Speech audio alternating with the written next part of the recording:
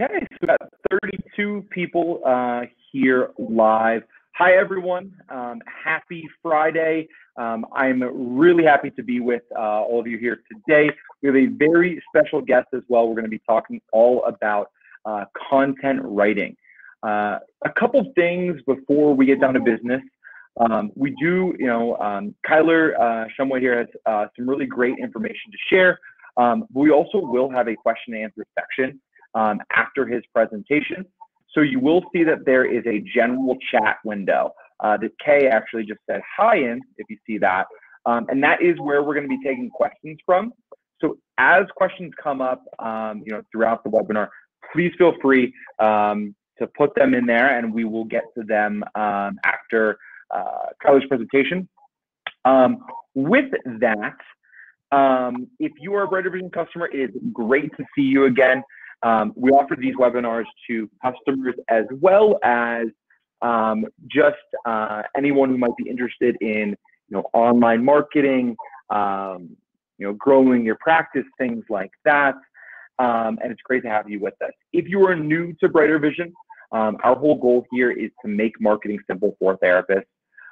First, we offer a website design service that allows us to pair you up with a professional development team and build you a beautiful website that looks like you spend thousands of dollars for just $59 a month. Your technical support, search engine optimization, and domain as well as hosting is included in this.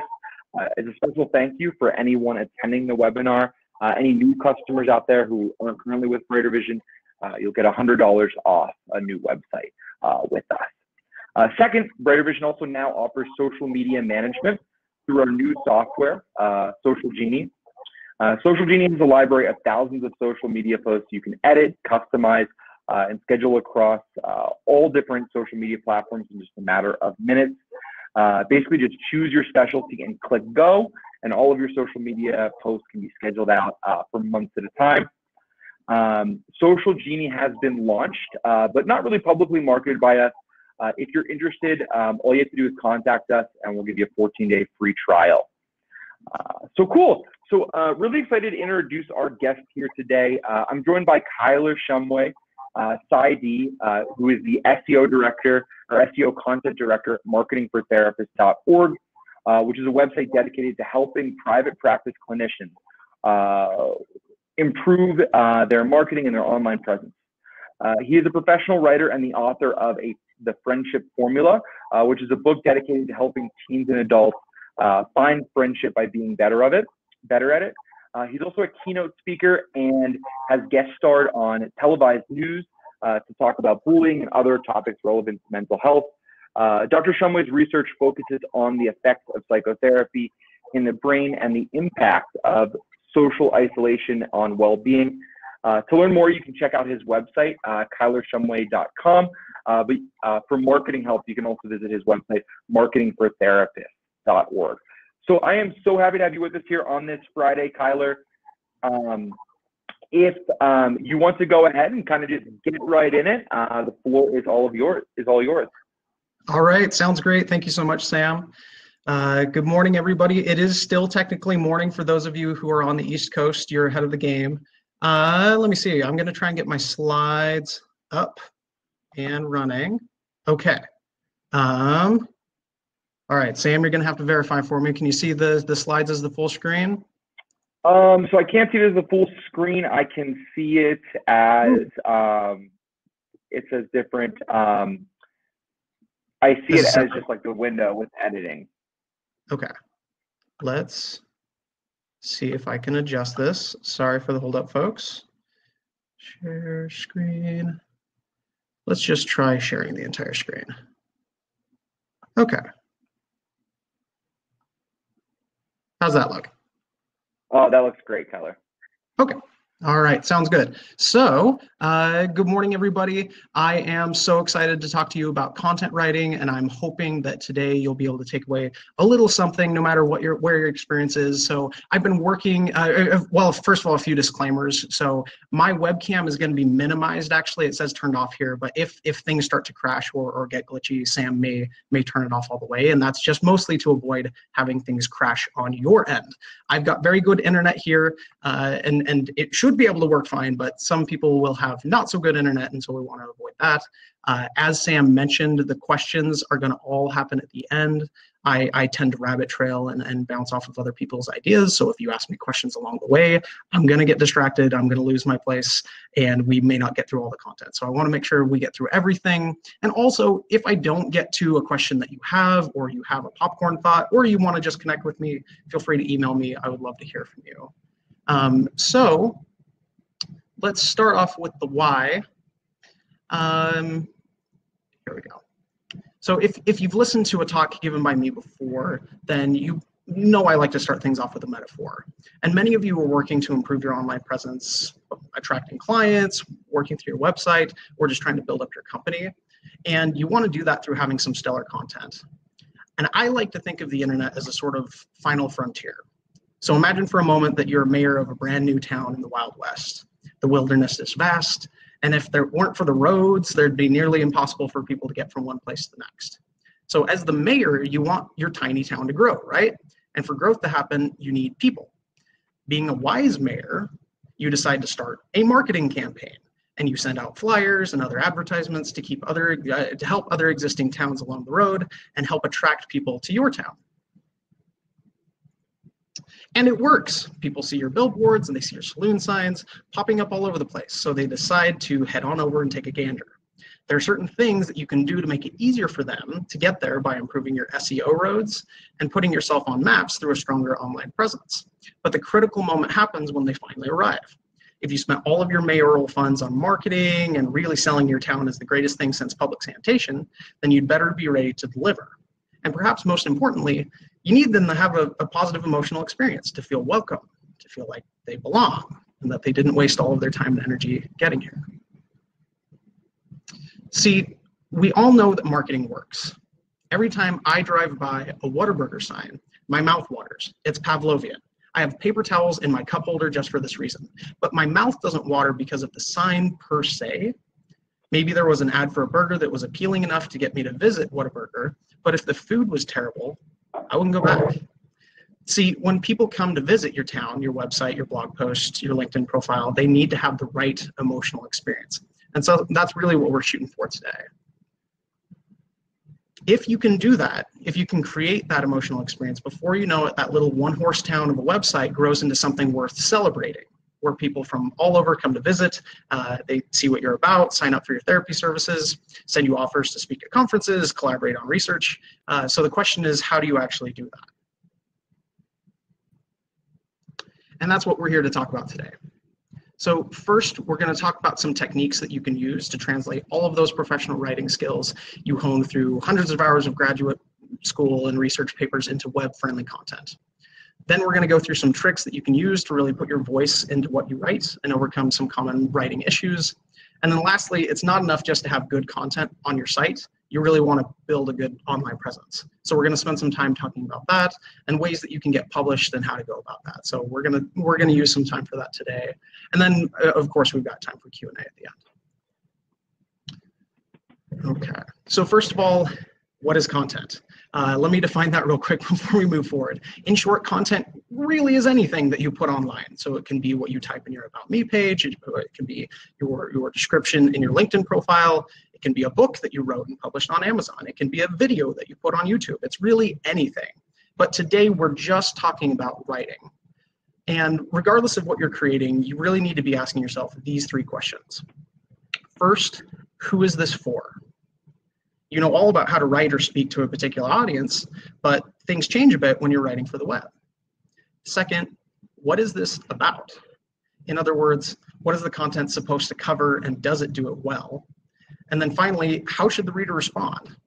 So for example, business websites would probably want the reader to respond by making a purchase or signing up for services, but that's not always the end goal. But regardless of what you're creating, you really need to be asking yourself those questions. So first, when it comes to creating outstanding content for the web, you really need to keep in mind your audience. Professionals tend to do this really well when they're writing for a research journal or doing a writing assignment for grad school that comes with a rubric. But for some reason, they get caught up when they're writing general web-based content. Your writing is really for two groups, the computer and the human. Search engines and directories use incredibly detailed algorithms and machine learning to identify what is good content and what should be prioritized when the human reader searches it. This is part of a larger process known as SEO, or search engine optimization. Some of you might have more experience with this, some of you might have less, but in a nutshell, although computers run the system, human users dictate a great deal of how those decisions are run.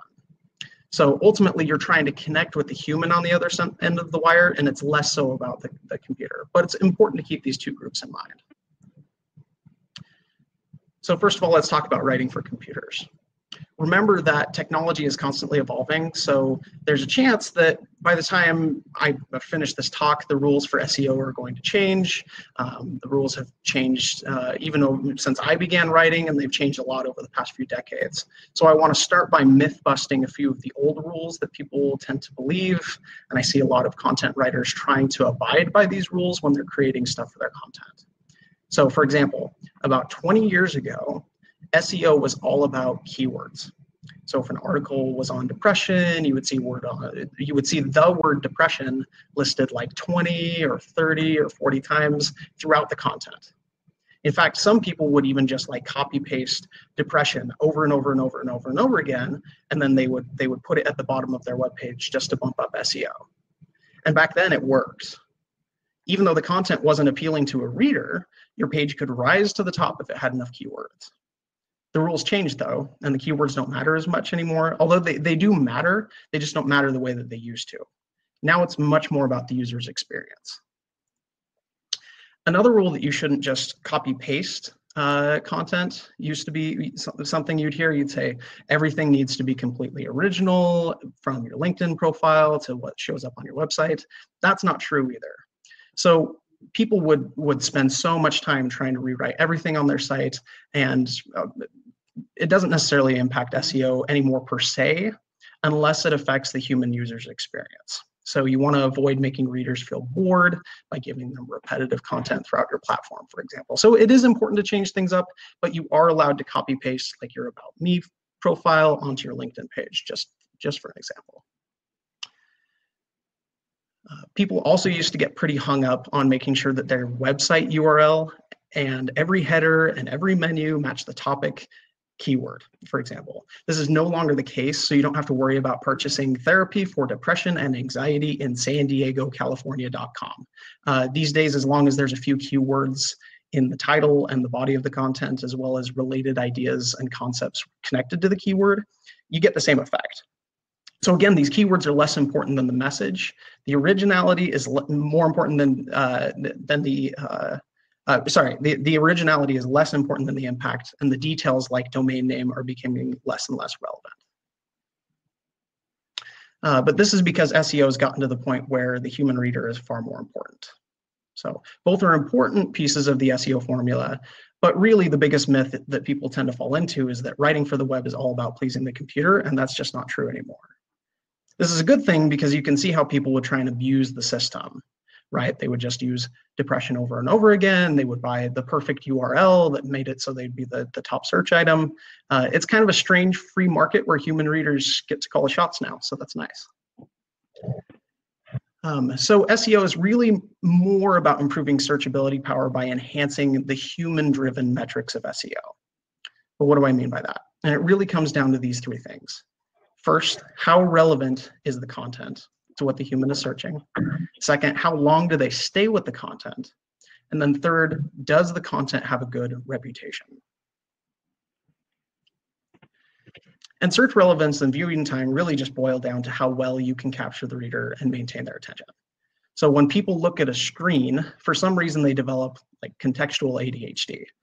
Information is coming at them very quickly. Every page has a video and a pop-up or an advertisement bidding for their attention. So you have to be able to give them a strong reason to stay with your content. Otherwise, they just leave. And we call that bouncing. And when human readers bounce, the search engines notice. So you can imagine if you had like a restaurant downtown that had a really low rating. It's got like a 1-star review, and you walk in and it's just a bad experience. You're just going to walk out right away. So same thing will happen with your website. So the computer begins to think that whatever the human was searching for was obviously not connected to whatever it was that you were providing, and it reroutes future searches to other sites. This is a good thing in some ways because you don't want to attract people who are just looking to purchase like tongue depressors, for example, for your services page on therapy for depression, especially if you're using a pay-per-click marketing campaign that can get really expensive. So the SEO system is funky, but it does work. And then in terms of reputation, you want other sites to share your content with others through backlinks. So going back to the Wild West metaphor, this is the equivalent of having a happy customer in the next city talking about how great your little town is. There are a number of ways that you can build backlinks on your own, such as writing guest posts and boosting your online presence in general, but a strong reputation can take time. So in the meantime, you want to just focus on writing really excellent human-friendly content.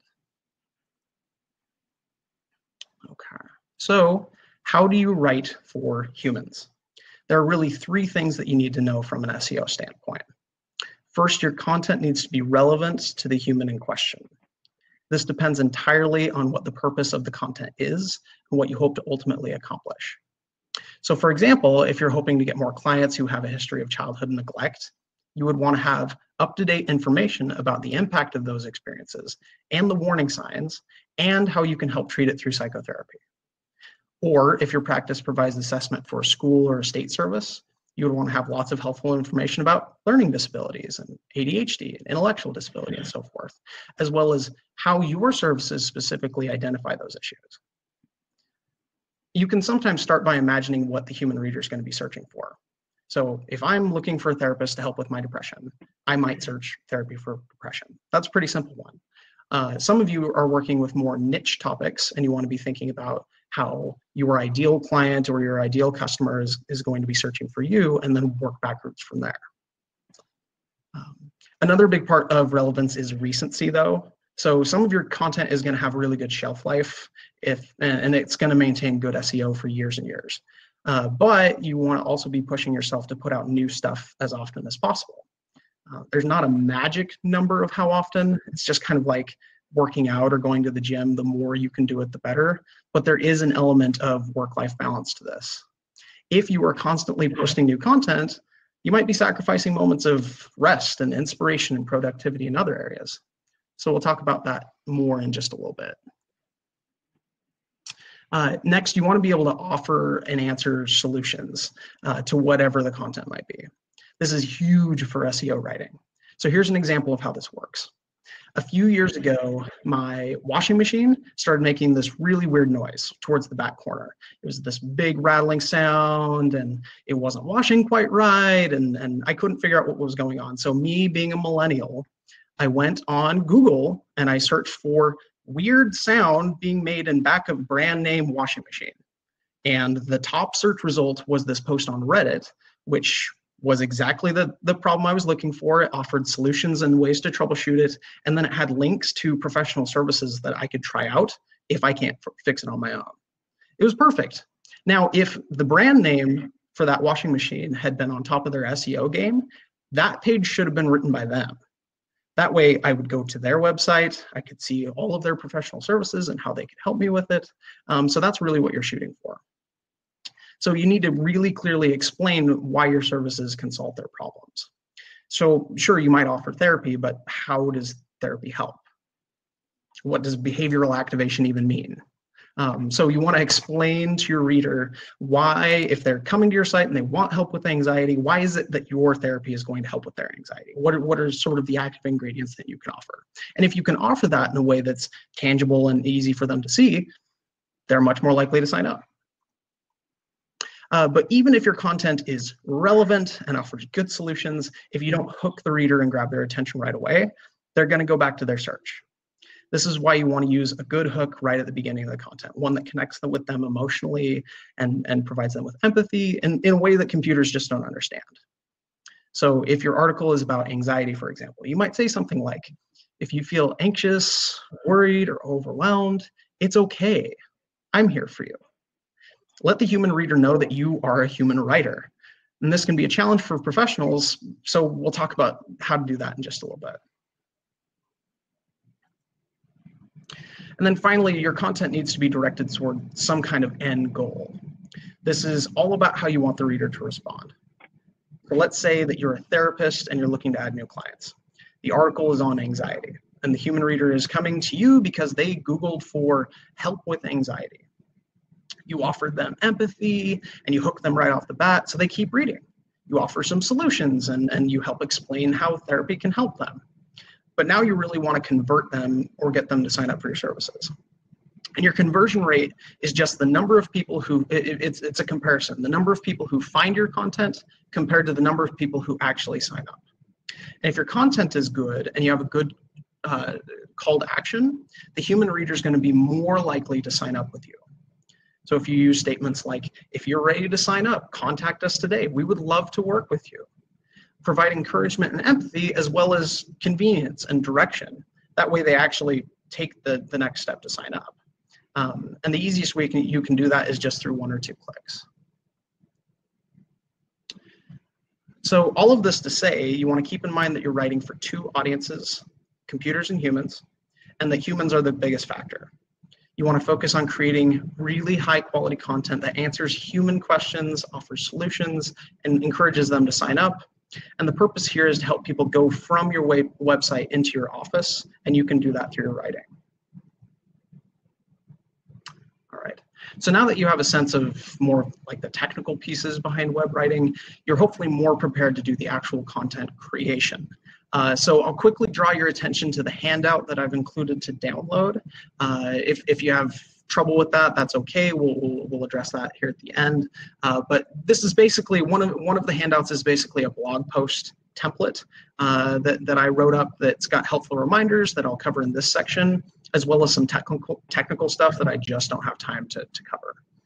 So first, we're going to talk briefly about formatting for the web and how it's going to differ from other writing content. And then next, we're going to talk about how to produce stronger content that brings your voice into the mix. And then after that, we'll go into just a little bit on where to get published and how to do that and start building some of those backlinks. Okay, so first of all, let's talk about the anatomy of a good web page. So this is from the blog post template. And at the beginning of the document, you can see that there are 3 main parts. The bolded section at the top is the title, of course, followed by the blue section, which is or the blue text, which is a header, followed by the body of text. And you got to remember that you want the reader to stay on the page for a certain amount of time to help get their search query answered and for SEO reasons. So you want to shoot for about 800 to 1200 words for any page that you're trying to build SEO towards. Now, there are exceptions to this. So for example, your contact me page probably isn't going to have 800 words unless you have a really good reason for it. But this is like your service pages and other landing pages where you want people to spend a little bit more time. And if you're going to write a 1,000+ word article, you want to make sure that it's easily digestible to a human reader. So you want to use headers to break up the content into specific sections. And you want to make sure to keep paragraphs shorter than like 5 to 6 sentences, roughly speaking. It all depends on page appeal and how it comes across. And when you write content in a web editor, such as WordPress, you're actually going to highlight the lines of text and change the format to header or body to help the search engines recognize the difference. So it's not just about the font or the style per se. The title in this case would be written in the title bar of a web editor. And I'm saying all of this just so you have an idea of where these things go. And it's pretty easy to get the hang of this once you get started and if you have the time. But if you have Brighter Vision already hired to do a lot of the web editing for you, they help take care of a lot of this stuff. Probably the thing that I want to highlight here is the use of headers. So your headers are probably, well, they're the most important place to include keywords and relevant search items for what it is that you're writing. So sorry, my cat is walking around my computer and it's distracting me.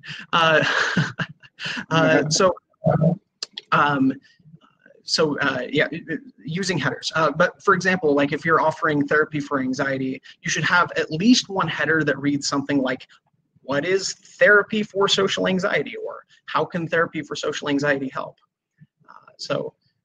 Make sure that you're designing those headers intentionally. But when you're writing for the web, you want to think about how the text will appear on screen. So web writing is different from other standardized techniques like APA formatting. There is not one exact way to do it. So you can get creative. But all of this is just to generate a positive emotional experience from your reader. And one way you can do that is through spacing. So you'll notice that the first line of this segment is all by itself. And it's in a big body of text, a single line can really draw the gaze of the reader. And then similarly, you can use like bold and italics to point out specific things that you want the reader to pick up on, especially if they're kind of inattentive or they're not really tuned in. So imagine for a moment that you've got like your skimmer, the person who's only going to give 15 to 20 seconds to your page. What are the words that are most critical for them to get the message and maybe a call to action from you? But you want to avoid using it too much. So you can see in the third sentence here where I overuse bold and italics, it's distracting. People don't like that, so you don't want to do that. And unlike other professional writing arenas, you should feel free to use things like bullet points and lists just to keep things concise and organized. And then similarly, you can get creative with these nifty diagrams to help communicate your message. Diagrams tend to provide a boost to SEO as well, just because people spend more time looking at them, so it's great. If you're using Microsoft Word, it's really easy to create a diagram just using smart art. And if you're artistically inclined, you can also draw or photo edit and embed your own custom-made images into your content to really take it to the next level. So remember, you're trying to create a welcoming and positive experience for the viewer, and this is just one of the ways that you can do that. Let's see. And then finally, you'll notice that I'm including, I included a lot of hyperlinks in the document that I sent you. Those are, for those of you who don't know what a hyperlink is, it's just the underlined blue text segments that send the viewer to another web page or a place on the page when you click on them. And hyperlinks are really important for redirecting people to where you want them, so you need to use them the right way. So just for example, I use a call to action at the end of my blog post template to demonstrate how you can lead the reader to a particular web page by encouraging them to click on the shiny blue link. But you can also use backlinks when you're writing content on other websites to help bring traffic to you.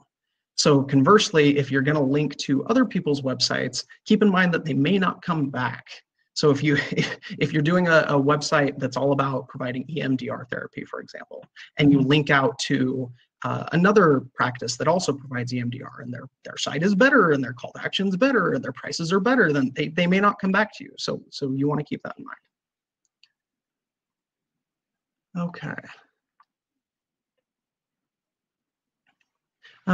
Just to sum up in terms of formatting, you want to make sure that you're breaking content up with headers. You want to make sure that those headers are relevant to the keywords and the content itself. You want to use diagrams because they're awesome and they can really help in terms of keeping the viewer on the page and communicating complex ideas. And then you want to always remember hyperlinks are good for bringing people to your contact page and other areas of your site, but use them with caution. Okay. So in terms of using your voice, many of you are therapists, professors, researchers, some of you are public speakers and so forth. And my guess is you were probably drawn to the field of psychotherapy because you were verbally inclined. Like I don't know, maybe there are a lot of visual spatial people out there, and I feel like those folks go into assessment and testing primarily. I don't know, but it's strange because you're good at using your voice when you're speaking, but many of you, when you start to write, when you bring paper to pen or pen to paper or finger to keyboard, you start to sound like a robot, and all of that empathy goes away. You sound too professional, and this is a pretty common problem for therapists, and it's part of a broader skill set within public dissemination. So you want to learn how to use your own voice so that you can make the technical stuff more digestible and accessible to your audience, to your ideal clients. So you'll need to learn how to step outside your professional persona just a little bit to unleash your inner human. So I want to give you some tips on how you can do that. So first of all, you want to avoid using psychojargon, words like dysthymia or regression and null. All of those words sound sexy to us, but to the lay audience, it comes across as confusing or irrelevant or like even worse, patronizing. So if a word sounds like something that you only discovered in graduate school, try using something else. Or if you need to use it, include a statement in parentheses afterwards that defines it or describes it in some way. That way you can show that you are a professional, but you also are aware of your professional privilege. And then secondly, you want to write your content and then read it out to yourself. So even under your breath is fine. And this improves your writing overall, but it also helps you notice things that don't really sound like you. So for example, if your website comes across as really professional and to the T, and then the client shows up to your office and you're very casual and you don't use the language that you use on your website, it feels incongruent for them. So you want to think about your website really mirroring what you're providing in your practice. So similarly, you might want to use humor, but you want to do so with caution because you don't want to minimize their experience. What if you make a joke in poor taste? One of the ways that you can kind of avoid doing this, and I try to encourage anybody who's wanting to improve their writing style, is just record yourself talking about it first. So you might notice the way that you go about explaining certain things. Imagine you were speaking to your ideal client and what you would say to them. And it can help you bring in an extra layer of human authenticity to whatever it is you're creating. However, you may be sort of the opposite. You may not want to use your voice. So if you're like me, you grew up in a country town, you got country grammar, my writing voice is a lot smarter. Well, at least I think so. It's smarter than my speaking voice. And so to help with this, I use Grammarly, which checks all of your writing content for grammar issues, spelling issues, formality issues, and it integrates into basically everything. Like they have an app that works with Microsoft Word, which is great.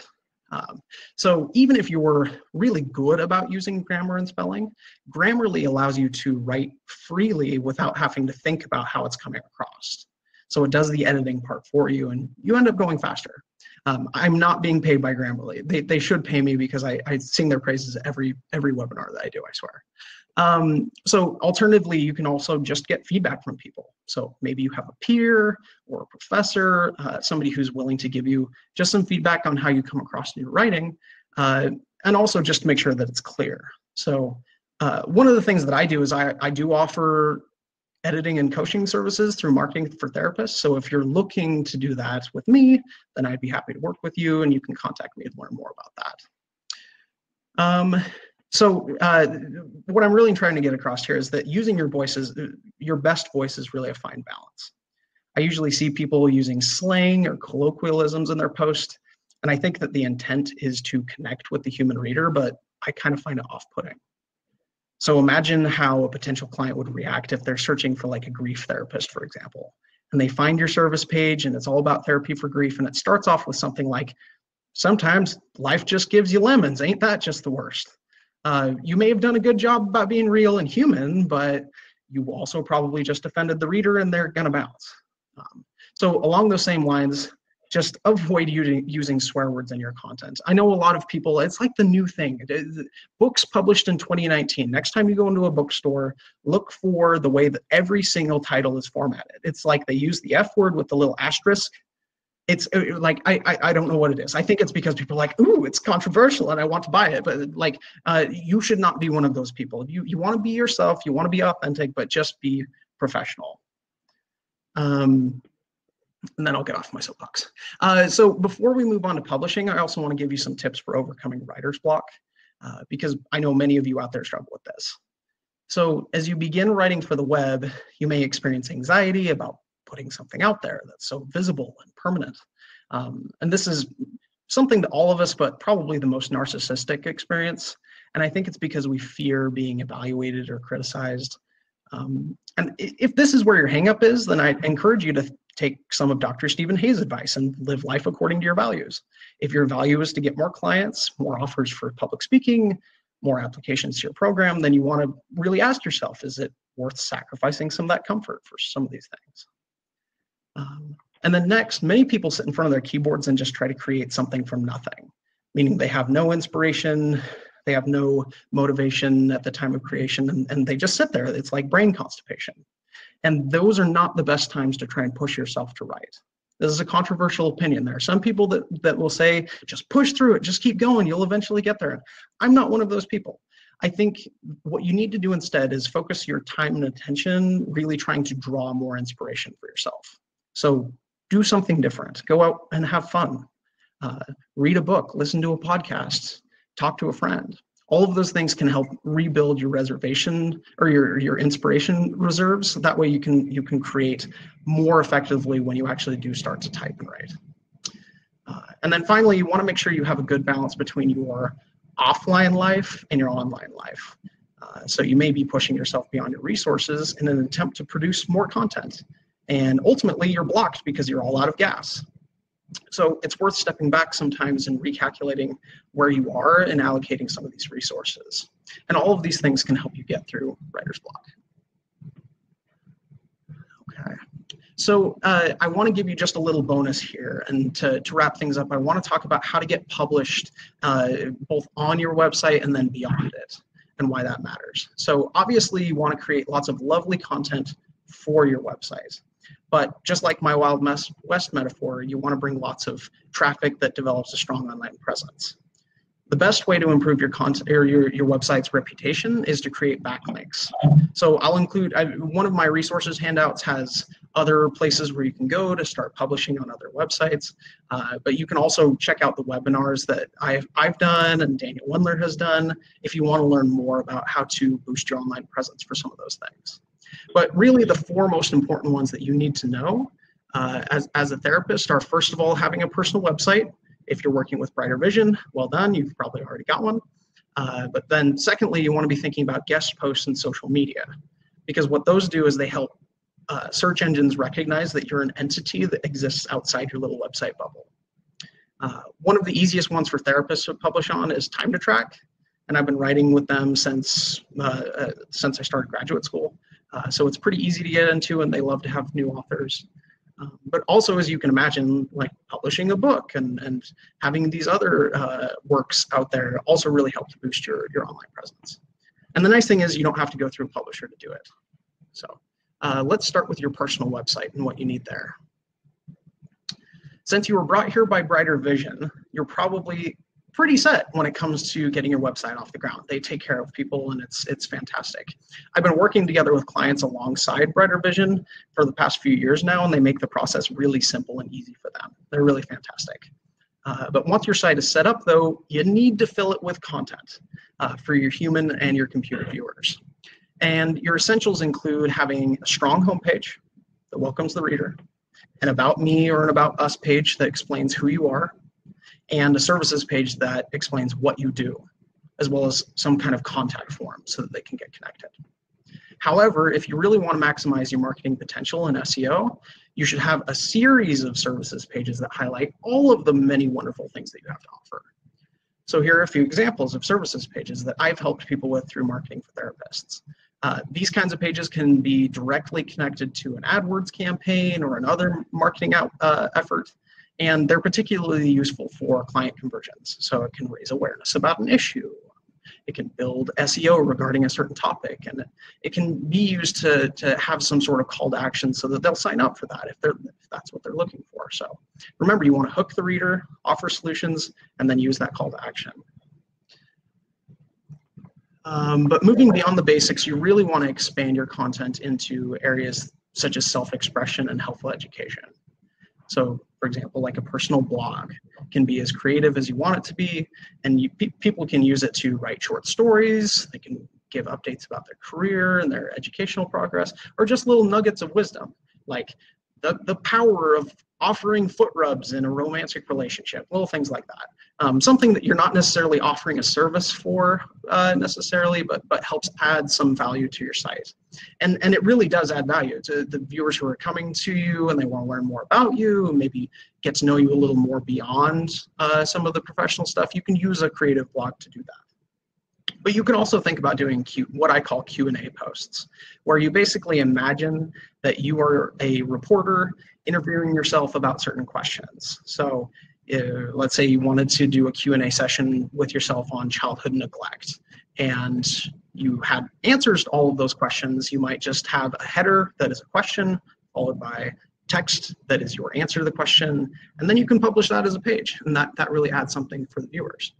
And then lastly, I know we've been talking mostly just about written content today, but you can also embed videos into your site, and it really gives people a sense of your interpersonal vibe. So if you can video yourself talking or sharing, it helps build a connection with them, and people tend to spend more time watching videos or looking at diagrams than they will reading per se. So reading is really helpful for the computer in terms of letting know that the content is relevant, but the video helps keep them on the page as well. So they just tend to take a lot of time and tech savvy to put together. But for example, if you wanted to make a welcome to our practice video where you sort of walk people through your facilities and you give a little like get to know me 30-second clip, that can encourage people who might feel unsafe coming into your practice. So you want to be thinking about that. Okay. So now let's talk a little bit about guest posting. And in one of the resources handout that I gave, you'll find websites that are relevant to your area. Hopefully you'll find websites that you can get working on immediately. But those are some venues where you can start getting guest posts. Like I said, Time to Track is great. Psych Central is another one. If you really want to just get practice with a guest post, you could send it to me and I'll put it on my website. So all you really have to do is find an editor or any given site and send them an email that looks something like this. So it's like, hello, editor, I found your website while I was searching for this specific topic that I want to write about. And I love the content that you're providing. I was just wondering if you could consider accepting a guest post from me on your blog. Give them, maybe 100 words tops. Let them know that you're interested. Don't just send them an example blog post, because chances are they'll look at it and they'll say, well, it's not specific to what we want. And if you can just send them an email like this, it saves you time and it gives them a chance to tell you exactly what they're wanting. The more popular the site is that you can publish on and have a link back to your website, the more powerful it is for your SEO. So quality matters a little bit more than quantity, but you do want to try and get as much out there as you can. Okay. So in terms of using social media, you can use Twitter, Facebook, LinkedIn, et cetera, to kind of share the website content that you write, and this can help boost your online presence. LinkedIn is probably, well, no, LinkedIn is the most professional, obviously, but you're probably not going to reach your ideal therapy clients through LinkedIn.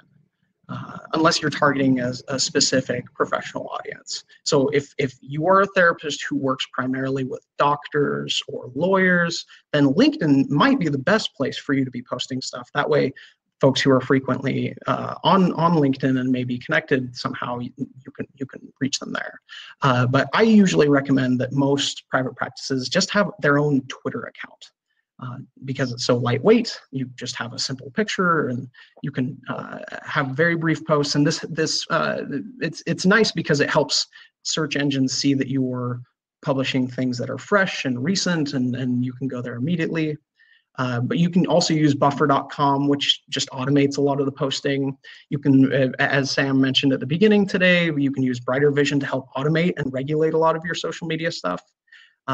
Probably the one thing that I want to highlight most when it comes to social media, though, is make sure that you're using separate accounts as much as you can. I think LinkedIn's probably the one exception to this, but you want to have separate accounts for your personal life and your professional life.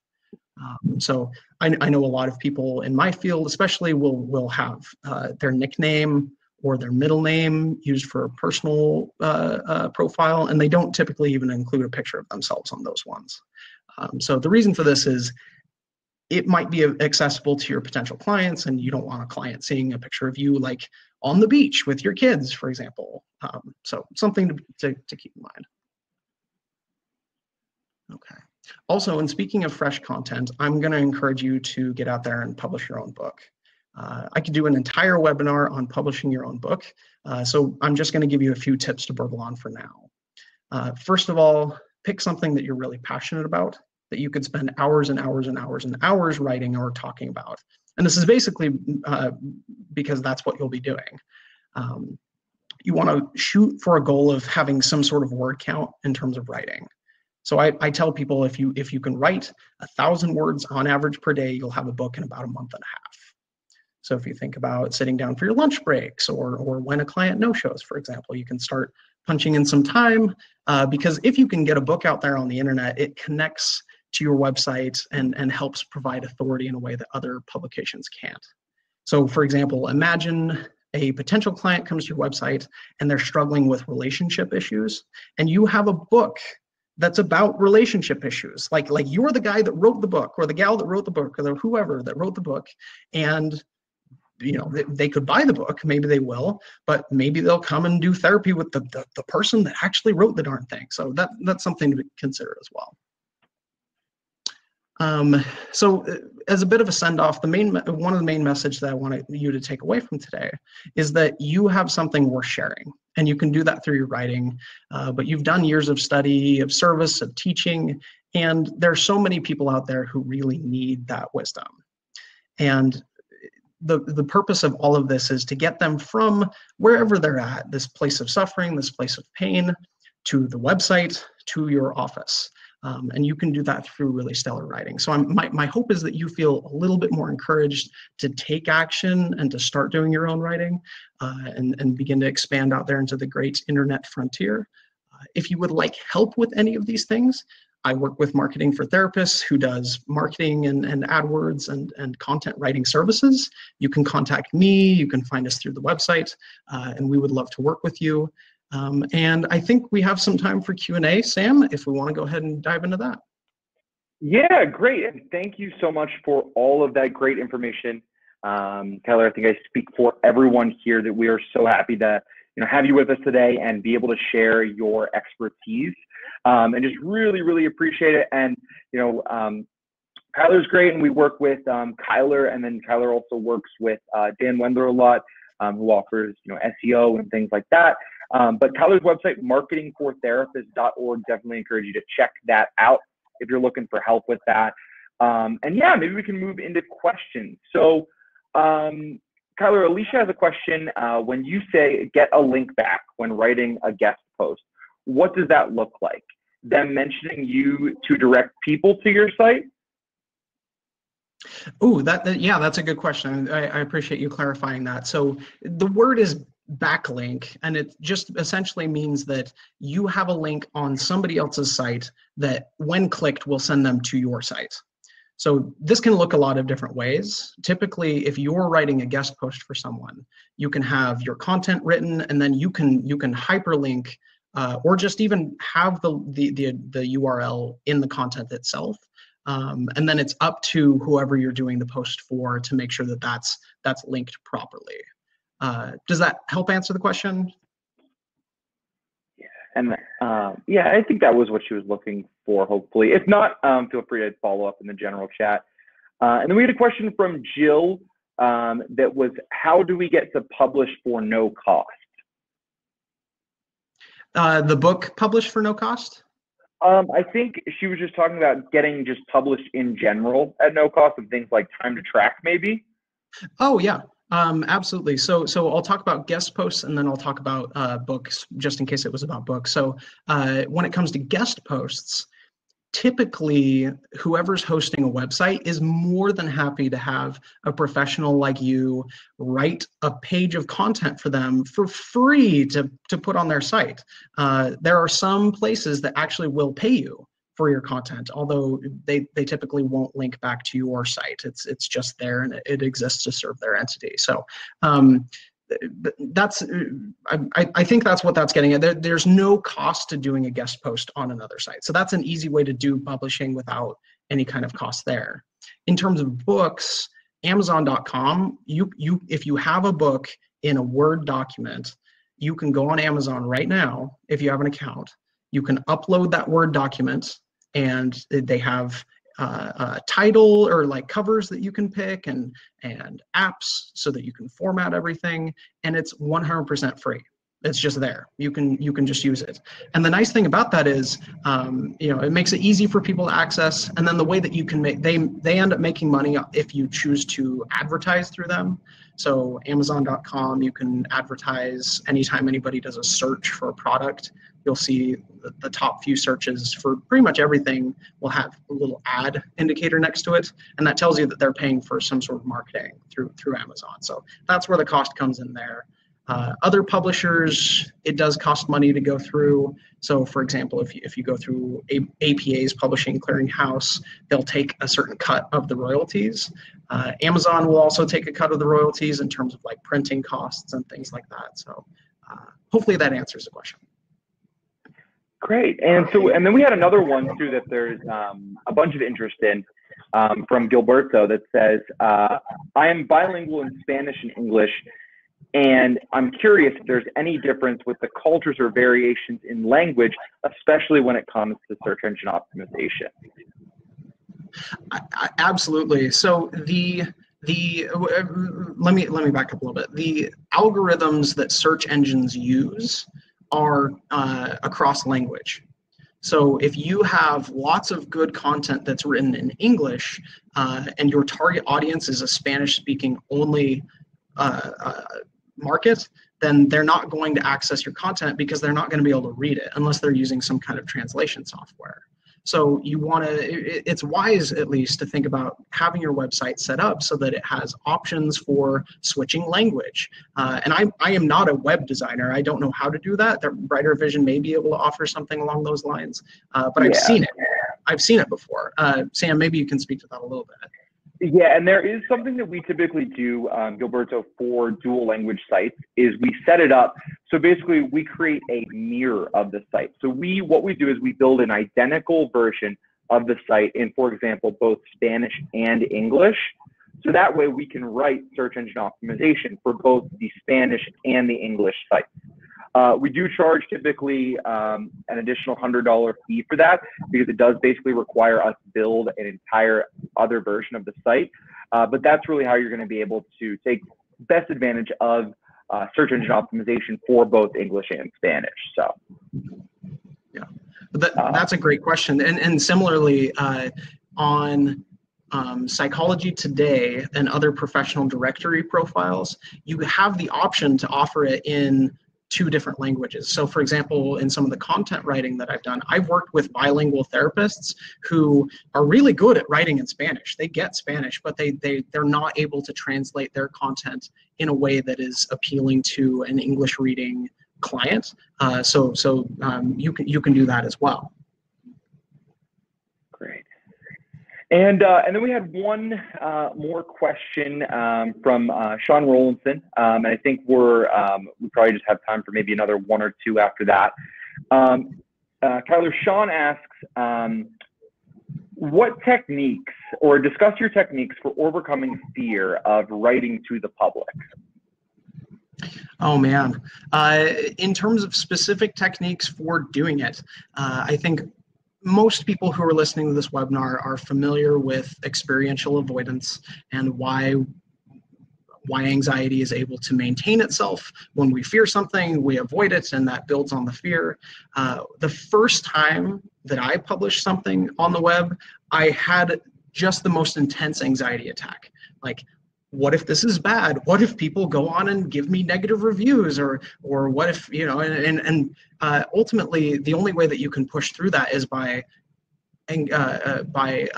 confronting that fear. You have to get some practice, you have to take some risk and try publishing something. I would encourage you to start with personal stories. Because personal stories are all about you. You're the authority. Like, somebody can't come in unless it's your mom and say, that's not true. And actually there's research that says that that's invalid. So you can get some practice just by being vulnerable and posting stuff about yourself. But you know, I think more than anything, I want to align with you and say, I imagine a lot of people listening to this might agree that it's scary to put yourself out there, and it's scary to write your own content and speak and share your message with the world, but it's also very worth it. So you want to be thinking about, is pushing through that discomfort worth it for you? Is that something that you're willing to do? Is that something that there's a reward at the other side of this that makes it all worth it? If it means having a really great page on your website that makes it so that you get 10 more clients per month, that might be worth it to some people. So try and think about the why or the purpose for why you're doing it, and that can help you push through some of that fear. That's great information. And yeah, so I guess we have one one final question from Joyce, and then we'll probably be out of time here. Joyce asked here, Kyler, I'm trying to draw people to an exclusively online practice. How can I draw in that tentative client? Can you give me that one more time, Sam? I had a hard time hearing you.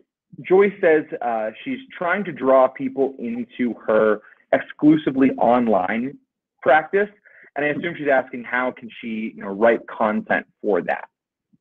Yeah, absolutely. So you'll want your website itself to have lots of good content. So if your clients are just people online in general, that's pretty broad, and it's going to be hard to attract people in general.